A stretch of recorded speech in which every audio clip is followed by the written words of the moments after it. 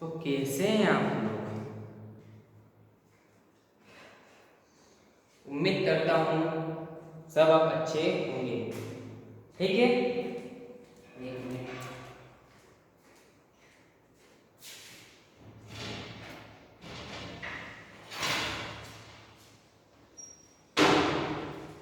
ठीक है, जैसे आप लोगों ने कल एक लेक्चर देखा ही होगा, इंट्रोडक्शन। ठीक है ना, वो तो इंट्रोडक्शन था ही नहीं अपना। ठीक है, वो हमारा इंट्रोडक्शन था ही नहीं। जैसे कल मैंने एक वर्ड लिखा था डिज़ाइन। जैसे मैंने कल एक वर्ड लिखा था डिज़ाइन, तो डिज़ाइन क्या होता है? ठीक है ना, तो मैं यहाँ पर कह सकता हूँ कि देखो, कार देखी है सभी लोगों ने, कार देखी सभी लोगों ने, मैंने अक्सर हाँ देखी है। बाइक देखिए सभी लोगों ने। अरे तो भैया इसकी भी तो कुछ ना कुछ डिजाइन होती है ना, इसकी भी कुछ ना कुछ डिजाइन होती है ना। ठीक है, तो कह सकते हैं हम लोग क्या है, एक सिविल इंजीनियर है। हम लोग एक सिविल इंजीनियर है, तो हम लोग क्या कह सकते हैं कि भैया हमको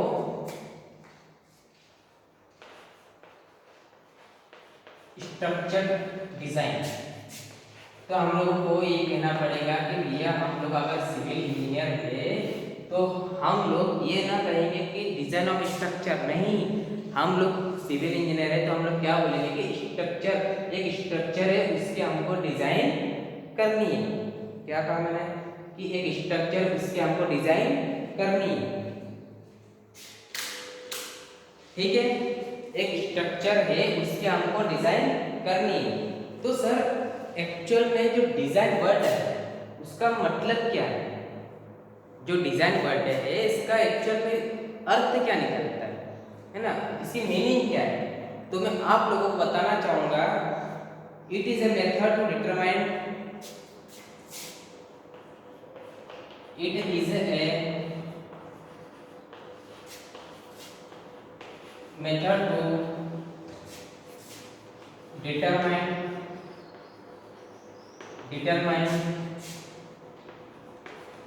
safe and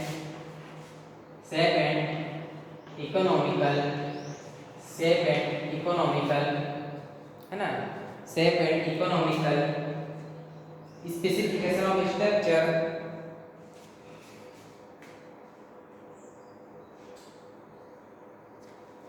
economical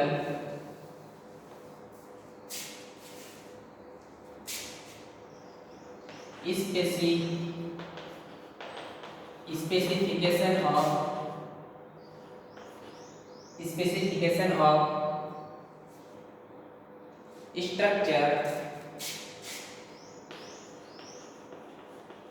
स्ट्रक्चर बताऊंगा आप लोगों को धीरे धीरे। हिंदी में भी एक एक चीज बताऊंगा आप लोग, कैसे क्या होता है, क्यों होता है, हर चीज बताऊंगा।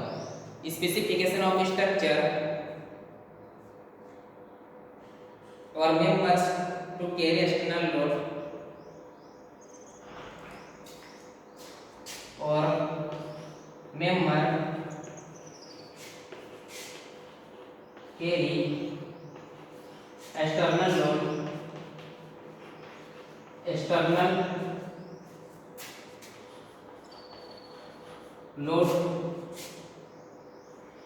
और मोमेंट। क्या दिख रहा है क्या आप लोगों को?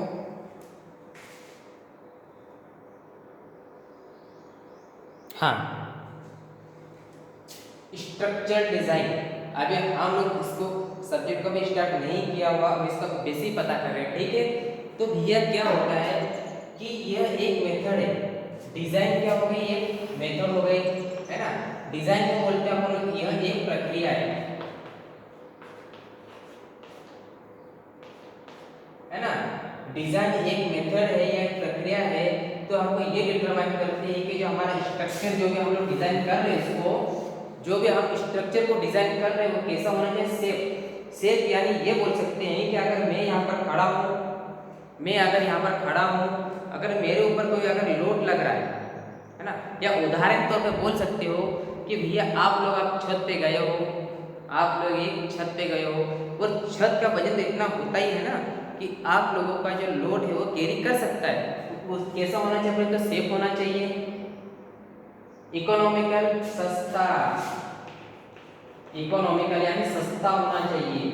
इकोनॉमिकल का मतलब क्या होता है? अरे आप लोगों को अगर डिजाइनिंग में कहा गया है कि भैया हमको 10 mm की प्लेट लगाना है, हमको 10 mm की प्लेट बनाना है, जो उसकी थिकनेस होती है ना, मोटाई, वो कितनी होनी चाहिए, 10 mm की प्लेट होनी चाहिए, और आप लोगों ने उसको बना दिया 20 mm की। तो जो बड़े बड़े जो प्रोजेक्ट होते हैं ना, जो बड़े बड़े जो प्रोजेक्ट होते हैं वो क्या करोड़ों में होते हैं, अरबों में होते हैं। तो भैया अगर आप इसकी शेप या साइज अगर आप बढ़ा दोगे तो वो क्या हो जाएगा, अपना महंगा होना चाहिए, महंगा हो जाएगा ना वो। तो इस महंगाई से बचने के लिए हम क्या करते हैं, इसमें उसको जितने हम लोगों को डायमेंशन देते हैं उसी डायमेंशन के प्लेट वगैरह बनाना पड़ती है, या उसी डायमेंशन के हर चीज हम लोग को बनाना पड़ती है। तो उसी को बोलते हैं डिजाइन, यानी specification of structure, economical specification of structure. और हर एक स्ट्रक्चर के कुछ ना कुछ स्पेसिफिकेशन, यानी उसका डायमेंशन हो गया, लंबाई हो गई, चौड़ाई हो गई, ठीक है। हर एक स्पेसिफिकेशन यानी कहने का मतलब ये हो गया कि उसकी लंबाई, उसकी चौड़ाई, हर चीज आप लोगों को डिजाइन के हिसाब से ही प्रोवाइड करवानी चाहिए। और मेंबर कैरी एक्सटर्नल लोड, मैंने यहाँ लिखा मेंबर कैरी एक्सटर्नल लोड, या कम से कम जो अपन उसके डिजाइनिंग कर रहे हैं, अगर कोई मेंबर है तो बाह्य बल को या एक्सटर्नल को बोलते हैं अपन लोग बाह्य बल, एक्सटर्नल को बोलते हैं अपन लोग बाह्य बल, ठीक है ना। एक्सटर्नल को बोलते हैं बाह्य बल, कि जो बाहरी लोड को वो क्या कर सके, कैरी कर सके, तो ही तो अपना ये क्या होगा, सेफ होगा ना यहाँ पर, ठीक है ना। लोड और मोमेंट है ना, तो बाह्य बल को अपने कैरी कर सके और वहीं से उधर वो घूम सके।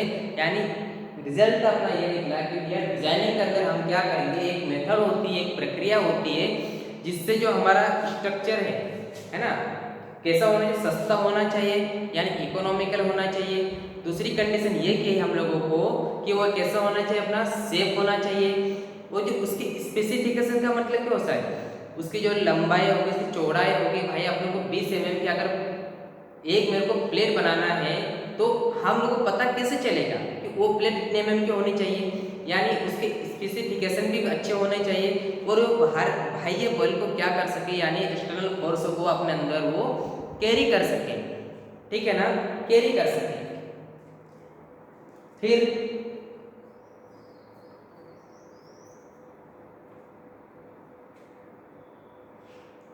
यहां तक आप लोगों को समझ में आ गया होगा, ठीक है। और क्या बोल सकते इसको, और it is defined as to determine amount of steel, और इसकी दूसरी डेफिनेशन, और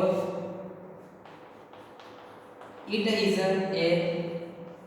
determined of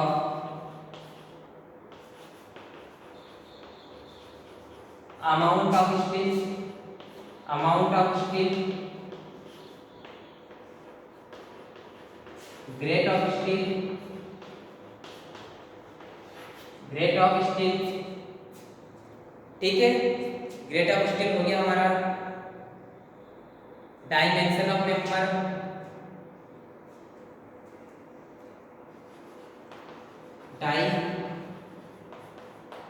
dimension of member, dimension of member हो गया हमारा। फिर क्या होता है इसमें, area of member,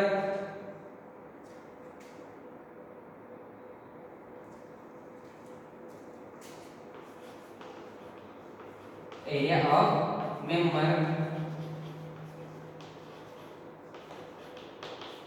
with stand,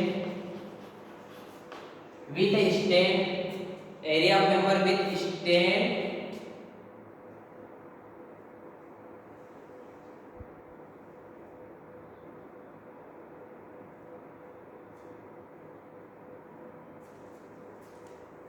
withstand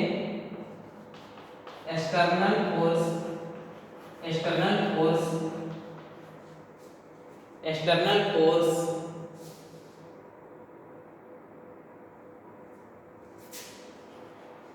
without any failure, external force without any failure. यानी कहने का मतलब ये है कि भैया अगर आप किसी स्टील स्ट्रक्चर के आप अगर डिजाइन कर रहे हो तो अपन तो सबसे फर्स्ट कंडीशन ये होगा उसका अमाउंट ऑफ स्टील। भैया मेरे को तो एक रेलवे ब्रिज बनाना है, क्या बनाना, मेरे को एक रेलवे ब्रिज बनाना है, तो आप लोग ये पता नहीं करोगे कि उसमें अमाउंट ऑफ स्टील या उसमें स्टील कितना लगना अपने को, तो वो चीजें कहाँ से पता चलेगी, डिजाइन से पता चलेगी। फिर क्या होगा, ग्रेड ऑफ स्टील, जैसे मैंने कल क्लास में आप लोगों को डिस्कस कर चुका हूँ। ग्रेड ऑफ स्टील क्या होगी, यानी आपको ई 250 की स्टील चाहिए या ग्रेड 250 की स्टील चाहिए या ई 610 का स्टील चाहिए आपको, तो कौन सा स्टील चाहिए। आप जो स्टील डिजाइनिंग के स्ट्रक्चर बनाने के लिए आप लोग यूज कर रहे हो तो उसमें आप लोग स्टील कौन सा यूज करना चाहते हो, तो ग्रेड ऑफ स्टील हो गया अपना ये। फिर बोले डायमेंशन ऑफ मेंबर, अरे उसका जो डायमेंशन हो गया उसका कुछ देंगे ना, लंबाई चौड़ाई ऊंचाई वगैरह कुछ देंगे, तो हो गया अपना dimension of member. Area of member, उसका क्षेत्रफल भी तो निकालेंगे अपन लोग। तो हम लोग इन सारे को कवर करते हुए हमको ये ध्यान रखना चाहिए कि strain external force without any failure, अगर कोई भारी बल अगर लग रहा है तो वो स्ट्रक्चर या फिर मेंबर हमारा फेल नहीं होना चाहिए। अगर फेल होता है तो हमारा जो डिजाइनिंग है कुछ काम के लिए, क्यों, क्योंकि जो हमने डिजाइन करी है वो कम बल के लिए करी है, ठीक है ना। तो हम लोगों को आगे डिजाइन करते वक्त ये ध्यान रखना चाहिए कि भैया डिजाइन करने से पहले कम से कम जितना फोर्स आ रहा है या जितना एक्सटर्नल बल आ रहा है, ठीक है ना, तो उससे कुछ फोर्सों को हम लोग इंक्रीज करके इसकी डिजाइन करते हैं। तो ये होता अपना डिजाइन का मीनिंग।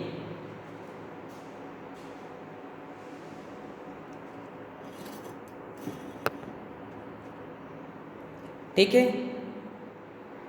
तो ये क्या होता हमारा डिजाइन का मीनिंग। एक बार इसको और फिर समझ लो। आप लोग एक सिविल इंजीनियर हो तो आप लोग अपने माइंड से निकाल दो कि डिजाइन ऑफ स्टील स्ट्रक्चर, कभी कभी बोलते हो ना SDD फर्स्ट, SDD सेकंड, मैं सब बताऊंगा आप लोगों को, धीरे धीरे सब बताऊंगा, ठीक है। तो सबसे पहले तो आपके माइंड से निकाल दोगे कि हम एक सिविल इंजीनियर हैं, तो हमको डिजाइन ऑफ स्टील स्ट्रक्चर कहना हम लोग को अच्छा नहीं लगेगा। देखो मैंने यहाँ पर स्ट्रक्चर लिखा हुआ है, ना कि स्टील। तो आप लोगों को सिर्फ मैं डिजाइन वर्ड के बारे में अभी बताना चाह रहा हूँ। तो सबसे पहले डिजाइन क्या होता है कि भाई ये प्रक्रिया होती है, यानी एक मेथड होती है।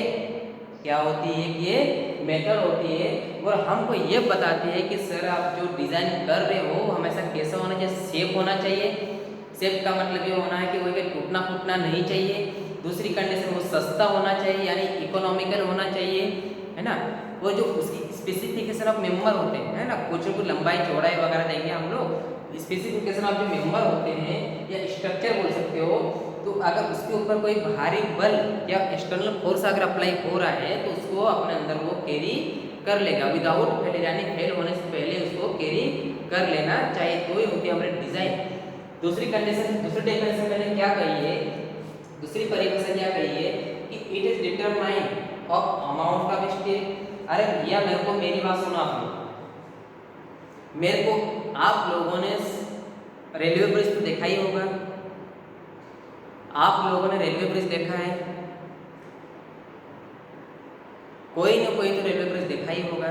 आप लोग रेलवे ब्रिज में गए, ठीक है, जो नले नाला, तो अपन सबसे पहले तो क्या करेंगे कि एक ब्रिज बनाना है हमको, तो सबसे पहले भैया हमको तो ये बताओ कि इसमें जो स्टील है ना वो कितना लगना है। स्टील सबसे पहले तो इसमें कितना लगना है, फिर आ गया अपना ग्रेड ऑफ स्टील। तो इसमें स्टील इतना लगना है तो कौन सी क्वालिटी का, है ना, कौन सी क्वालिटी का हम लोग इसमें स्टील प्रयोग करना चाहते हैं। यानी कहने का अर्थ ये है कि भैया इसमें अपनों को E250 यूज़ करना है, E250, E415 करना है, या फिर E500 या फिर E600 यूज़ करना अपने को, तो उसमें कौन सा ग्रेड स्टील यूज़ करना है। अगर आप लोगों को ये समझ में नहीं आया होगा तो मैं आपको इससे पहले वाला वीडियो देखोगे तो उसमें आपको अच्छे से समझ में आ जाएगा। ठीक है। दूसरा क्या कहा मैंने कि डिटरमाइन डायमेंशन ऑफ मेंबर। अगर कहीं आप लोग डिजाइन वगैरह कर रहे हो तो उसके कुछ न कुछ डायमेंशन वगैरह तो देनी पड़ेगी ना अपने को, कुछ न कुछ उसकी लंबाई चौड़ाई है ना, हाइट विड्थ कुछ न कुछ तो देना पड़ेगी। तो dimension of member, area member, फिर अपन ले भाई कि जो स्टील का हम बना रहे हैं तो मेंबर जो होता है यानी जो स्ट्रक्चर का जो पाइप वगैरह जो होता है ना उसका एरिया कितना देना है, यानी क्षेत्रफल उसका कितना देना है। एरिया का मतलब होता है क्षेत्रफल, एरिया का मतलब क्या होता है क्षेत्रफल। ठीक है, तो area member without external force with external, हमको ये जानना चाहिए कि वह भारी बल के कारण जब भाई जब यह एक्सटर्नल फोर्स के कारण विदाउट एनी फेलियर उसके ऊपर अगर कोई भारी बल आता है तो वो विदाउट फेलियर अपने लोड को सहन कर लेना चाहिए। ठीक है,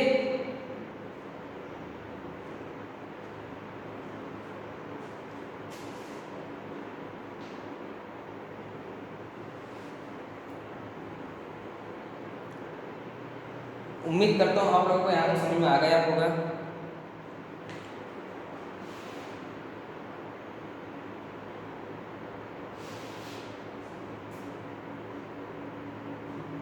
ठीक है,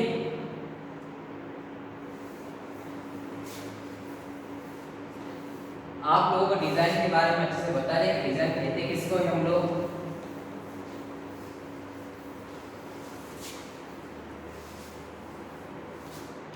अब हम लोग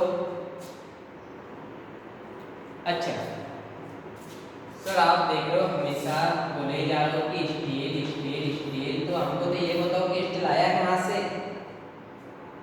स्टील आया कहाँ से हमको तो ये बताओ फर्स्ट बार। तो मैंने कहा देखो आज से लगभग 4000 साल पहले मैंने क्या कहा कि आज से लगभग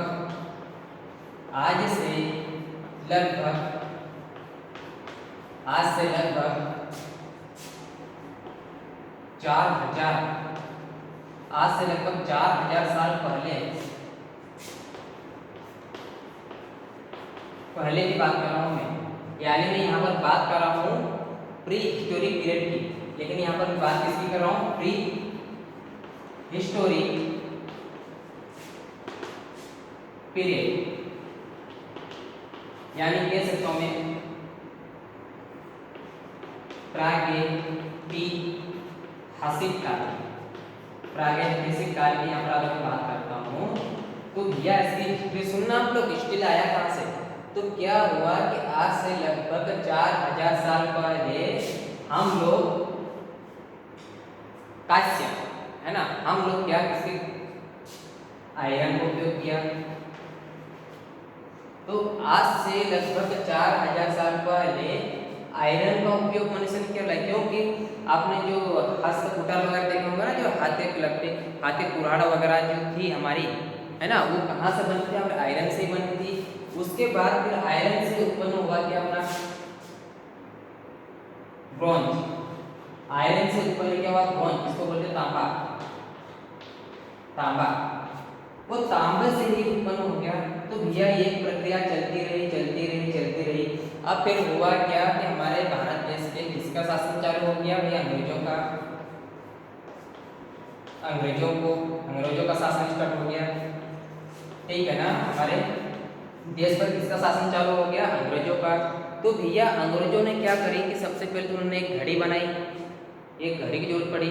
और सबसे पहले फिर क्या हुआ कि भैया मैंने क्या कहा कि 1855 तक तो क्या चल रहा, हमारा आयरन ही यूज हो रहा है।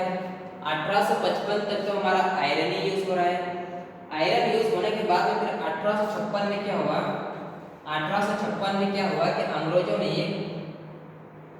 कच्चे माल ढोने के लिए, क्योंकि जहाज वगैरह में कच्चे माल ढोने के लिए बहुत ज़्यादा पैसा खर्च हो रहा था, तो उसको ट्रांसपोर्टेशन बचने के लिए फिर क्या हुआ कि एक वैज्ञानिक है जिसके बारे में आपने कल बताया किया था मैंने, है ना, एक वैज्ञानिक हमारे जिनके बारे में आपको कल बताया गया था, हेनरी बेसेमर। एक वैज्ञानिक है हमारे, कौन, हेनरी बेसेमर। एक वैज्ञानिक है हमारे बेसेमर, उन्होंने क्या किया, स्टील की खोज की। स्टील की क्या करी, उसने खोज करी, ठीक है ना।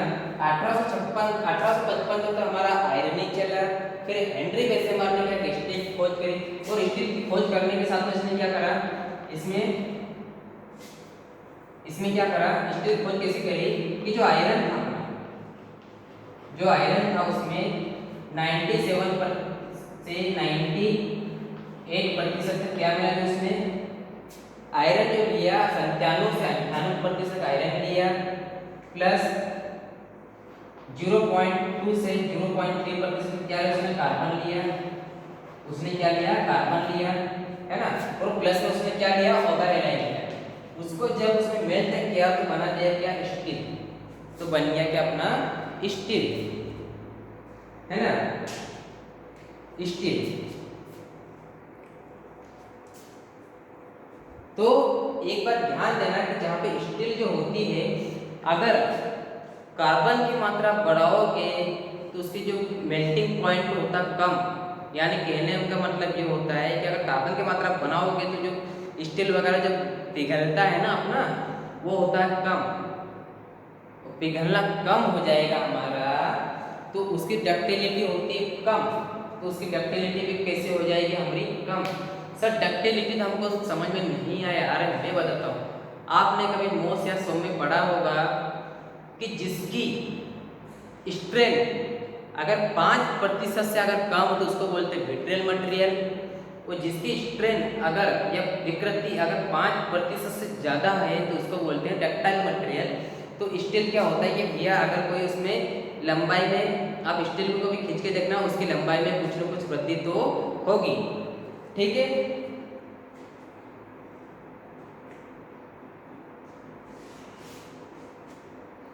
फिर ये थोड़ी हिस्ट्री हो गई, क्या से लगभग 4000 साल पहले एक आयरन की खोज की, एक आयरन आया था, आयरन से ब्रॉन्ज, फिर क्या हुआ कि सन 1856 में हेनरी बेसेमर एक साइंटिस्ट थे, उसने स्टील की खोज की, है ना।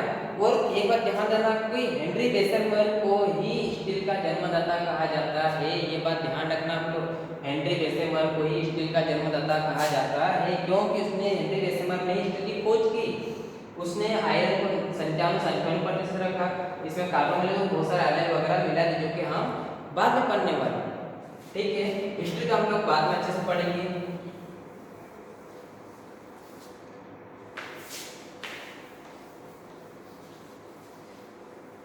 फिर कभी कभी आपने सुना होगा रोल, भैया मेरे को तो आप ये बताओ कि हम लोगों को स्टील बनाना है, और मेरे को सबसे पहले तो ये बताओ कि हम लोग एक सिविल इंजीनियर हैं और हमको एक रेलवे की पटरियाँ जो होती है, रेलवे की जो पटरियाँ होती है, फिर जिसको बोलते हैं ट्रैक कहते हैं ना, तो हमको ट्रैक बनाना है। तो भैया कभी आप लोगों ने कभी देखा होगा, ट्रैक जो होते हैं ना, वो जहाँ पे जो मैन्युफैक्चरिंग होती है ना, जहाँ पे जो मैन्युफैक्चरिंग कंपनी होती है बहुत लंबी लंबी होती है, उसमें जॉइंट बहुत कम होते हैं, ठीक है। तो कह सकते हैं कि जो रोल्ड होता हमारा, कि रेलवे की पटरियाँ बनती है हमारी किससे बनती है, हॉट रोल्ड से, हॉट रोल्ड से। और रोल्ड का मतलब ही होता है शेप देना, रोल्ड का मतलब ही क्या होता है, शेप देना, शेप देना, शेप देना। इसका ही मतलब क्या होता है, शेप, कि जो कंपनी से ही बन के या लंबी बन के आ जाए उसको बोलते हैं हॉट रोल। और एक होता है कोल्ड रोल, एक होता है क्या, कोल्ड रोल। कोल्ड रोल का मतलब ये होता है कि आप लोग किसी छोटे छोटे स्टील के टुकड़े को छोटे छोटे ला के आप यहीं पर उसको वेल्डिंग कर रहे हैं, उसको ज्वाइंट कर रहे हैं आप लोग, उसमें बोल्ट कस रहे हैं, कुछ भी कर रहे हैं ना, उसको बोलते हैं कोल्ड रोल। ये बात आप लोगों को ध्यान में आनी चाहिए वैसे, और आगे लेक्चर में हमारा ये उपयोग में आएगा।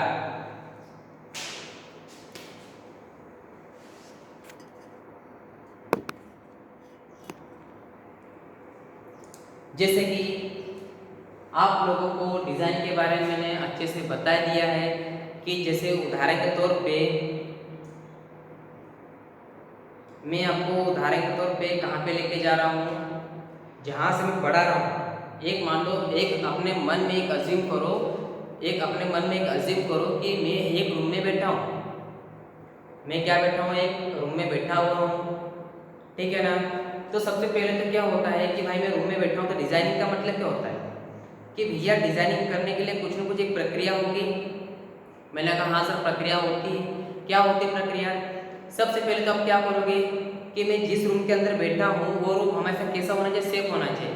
अगर सेफ होना चाहिए यानी जब तो उसके अंदर बैठ सकते हैं ना अपन लोग, कैसा होना चाहिए हमारा, सेफ होना चाहिए। फिर आप लोग ये चाहोगे कि नहीं सर जो हमारा रूम बना हुआ है वो हम तो बहुत महंगा बनाएंगे। नहीं, ये नहीं चाहते हो ना आप लोग, हमेशा उसमें क्या पैसा कम खर्च करने की बात करोगे, यानी वो इकोनॉमर होनी चाहिए।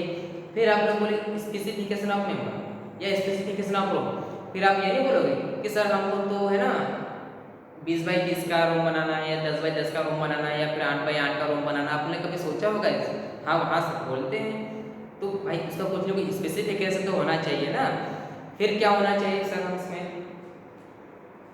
फिर रूम तो बना दिया हमने, रूम तो हम लोगों ने क्या बना दिया। और उदाहरण के तौर पे जो रूम आपका बना हुआ है, जब आपके पास पैसा आता है तो उसके ऊपर और रूम बनाना चाहते हो आप लोग, तो भैया जो निचला जो रूम है उसके ऊपर अगर और रूम बनाना चाहते हैं तो वो क्या हो गया, एक्सटर्नल फोर्स हो गया। तो उसका जो बल है वो नीचे वाला रूम अपना सहन करना चाहिए, यानी विदाउट फेलियर, यानी फेल होने से पहले ही वो अपना लोड सहन करना चाहिए। फिर क्या हो गया, ये उसका अर्थ होता है डिजाइन, इसको बोलते हैं आप लोग डिजाइन, ठीक है। आज से लगभग 4000 साल पहले आयरन का यूज होता था, यानी मैं कह सकता हूँ कि प्राग ऐतिहासिक काल, ईसा मसीह के जन्म से पहले की बात कर रहा हूँ मैं। ईसा मसीह का जन्म जब हुआ था, जब अपना ग्रेगोरियन कैलेंडर बना था ना, तो उससे पहले की बात कर रहा हूँ मैं। तो आज से 4000 लगभग साल पहले क्या हुआ था कि उसमें आयरन की उत्पत्ति हुई, है ना। आयरन की उत्पत्ति हुई, आपने कभी सुना होगा, चंद्रगुप्त मौर्य के समय की बात कर रहा हूँ, है ना। आयरन की उत्पत्ति, आयरन से फिर क्या बनने लग गए, थोड़ा थोड़ा फिर डिस्कवर होने चालू हुआ, तब क्या बन गया, तांबा बन गया। तो तांबा से फिर क्या हुआ, धीरे धीरे धीरे फिर अंग्रेजों का आगमन हुआ भारत में। और अंग्रेजों का आगमन से फिर समथिंग 1856 में फिर क्या हुआ कि उनको रेल की पटरियाँ निकालनी थी भाई। तो फिर हेनरी बेसेबर ने सोचा कि देखो मेरे को रेल की पटरियाँ निकालना है, क्योंकि इसमें ट्रांसपोर्टेशन यानी आवागमन पैसा बहुत ज़्यादा खर्च हो रहा था। तो ऐसा कुछ न ऐसा किया जाए, तो कुछ ऐसा किया जाए कि भैया हमको थोड़ी पैसे की, क्या कच्चे माल ढोने के लिए हमको थोड़ी पैसे की क्या हो, बचत हो। तो उसके लिए हेनरी बेसेबर मैंने सोचा एक काम करता हूँ, मैं आयरन ले लूँ 97 से 97% में क्या ले लूँ, आयरन ले लूँ, कार्बन ले लूँ और दूसरे ओले ले लूँ। फिर हाँ बना दिया उसने, क्या स्टील बना दी। स्टील बनाने के लिए फिर उसने सोचा देखो अगर मैं स्टील में अगर कार्बन और दूसरा ओलाई का नहीं डालता हूँ तो जो स्टील जो मैंने बनेगा, पट्टियाँ जो बनेगी वो कैसे बनेगी, फिर तो उनको बार बार उसको ज्वाइन तो कर ही नहीं सकता हूँ। तो हेनरी बेसेबर ने सोचा ये सब क्या किया जाए कि उसका मैन्युफैक्चरिंग उसको लंबा किया जाए। तो भैया कुछ इसको पिला पिघला पिघला कर उसके सेफ है ना कंपनी से ही दे दूँ, जहाँ पे जो मैन्युफैक्चरिंग जो कंपनी होती है ना वहीं से उसको पिघला के वगैरह कंपनी। तो जो रेलवे की जो पटरियाँ बनती है वो जो मैन्युफैक्चरिंग को कंपनी से आती है, तो उसी को बोलते हैं अपन लोग हॉट रोल, और एक होता है कोल्ड रोल। अब बहुत सारे ऐसे होते हैं कि जिनको अपन नल वोल्टेज के द्वारा जोड़ा जाता है जब मोबाइल, उसको बोलते हैं अपन लोग कोल्ड ट्रेन, ठीक है ना। तो एक बात ध्यान देना कि यहाँ पर एसएससी जेईई का क्वेश्चन उठा के आएगा, आप यह आज तक कभी तो आया है ही नहीं, लेकिन कभी बाई चांस कभी आ सकता है कि यहाँ पर पूछ लेगा अपने को कि सर हमको तो ये बताओ कि, या इंटरव्यू पूछ सकते कि स्टील के जन्मदाता किसके माना जाता है, तो आपको आंसर देना है हेनरी बेसेबर को माना जाता है, ठीक है ना। यहाँ पर लिखित बड़े बड़े वर्ड में कि फादर ऑफ स्टील कौन है आपने, हेनरी बेसेबर, ठीक है। ये हो गया अपना हेनरी बेसेबर, यानी हेनरी बेसेबर, ठीक है। ये हो गया हमारा फादर ऑफ स्टील।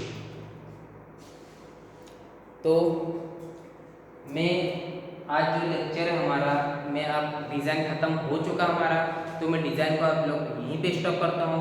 जब कल पढ़ेंगे हम लोग स्टील स्ट्रक्चर के बारे में पढ़ेंगे। जैसे कल सब टॉपिक का नाम लिखा था ना, डिज़ाइन ऑफ स्टील स्ट्रक्चर,